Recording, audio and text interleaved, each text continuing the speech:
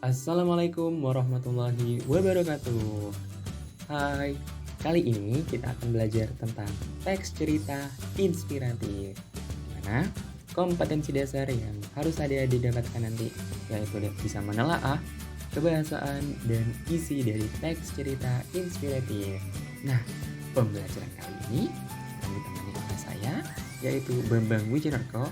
Yuk belajar bersama tentang teks cerita inspiratif. Nah, pembelajaran hari ini untuk sekolah menengah pertama atau SMP kelas 9 semester genap. Sesuai sekali kan dengan adik-adik yang sedang menonton? Nah, indikator yang harus adik-adik dapatkan yang pertama ada sikap, pengetahuan, dan keterampilan. Untuk sikap, siswa mampu bekerja sama melalui diskusi kelompok dengan baik dalam menelaah kebahasaan teks cerita inspiratif dengan memberikan argumentasi atas diskusi kelompoknya. Untuk pengetahuan, yang pertama, siswa mampu menjelaskan definisi struktur dan isi teks cerita inspiratif. Yang kedua, siswa mampu menganalisis kebahasaan teks cerita inspiratif berdasarkan penugasan dari guru. Yang ketiga, keterampilan. Siswa mampu menceritakan kembali secara lisan teks cerita inspiratif yang sudah dirangkum berdasarkan diskusi kelompoknya. Sebelum kita masuk ke materi, alangkah baiknya kita awali dengan berdoa bersama-sama. Yuk kita berdoa. Raditu billahi robba, wabil islami dina, wabi muhammadin nabiyya, rabbi zidni ilma, warzuqni fahma. Amin. Yuk kita tonton bersama video motivasi belajar sukses tidak datang pada orang yang malas untuk memahami proses secara mandiri dalam pembelajaran teks cerita inspiratif. Yuk kita tonton bersama.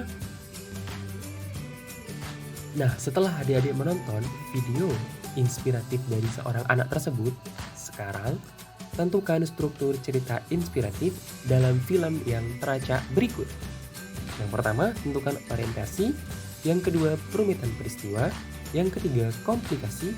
Yang keempat, resolusi. Dan yang terakhir, kode. Silakan adik-adik tentukan struktur yang telah teracak berikut dengan kesesuaian masing-masing.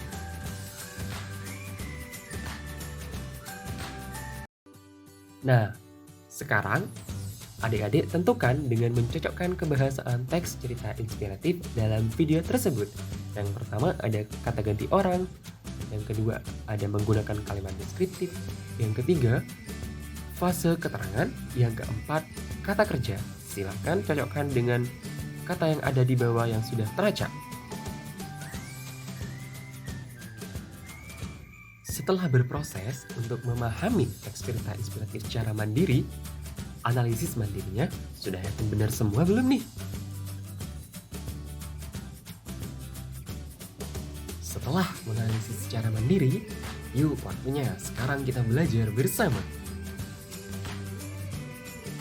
Struktur dan definisi singkat teks cerita inspiratif. Orientasi yaitu pengantar cerita, perumitan peristiwa yaitu tokoh dan peristiwa menuju puncak konflik atau permasalahan. Komplikasi, puncak dari cerita atau konflik. Keempat, resolusi yaitu peristiwa yang menyadarkan tokoh tentang kebaikan. Dan yang terakhir yaitu kode, penutup cerita, kesimpulan, dan pesan moral. Nah, sebelumnya pasti adik-adik sudah belajar tentang apa itu teks cerita inspiratif. Nah, sekarang kita masuki ke struktur teks cerita inspiratif. Nah, dua variasi para ahli struktur teks cerita inspiratif. Menurut Kekasih dan Kurniawan, pada tahun 2018 halaman 272, terdapat orientasi, komplikasi, resolusi, dan kode. Nah, yang Trianto pada tahun 2018 pada halaman 152 terdapat orientasi, perumitan peristiwa, komplikasi, resolusi, serta kode. Nah, berikutnya adik-adik baca ya tentang teks cerita inspiratif perjuangan seorang ayah. Nanti setelah paham dan membaca dari teks teks cerita inspiratif ini kita telaah secara bersama-sama.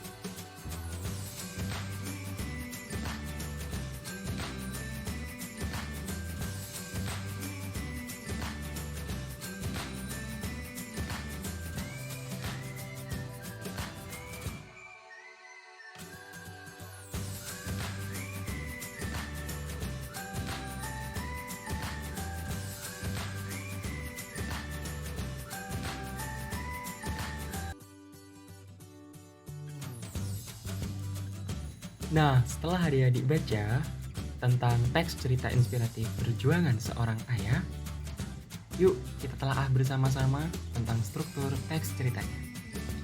Yang pertama, orientasi terdapat pada paragraf pertama. Yang kedua, perumitan peristiwa pada paragraf 2 dan 3. Komplikasi pada paragraf keempat. Resolusi paragraf ke-5 dan 6. Dan yang terakhir, koda pada paragraf ke-7. Nah, sekarang kita ke kebahasaan teks cerita inspiratif.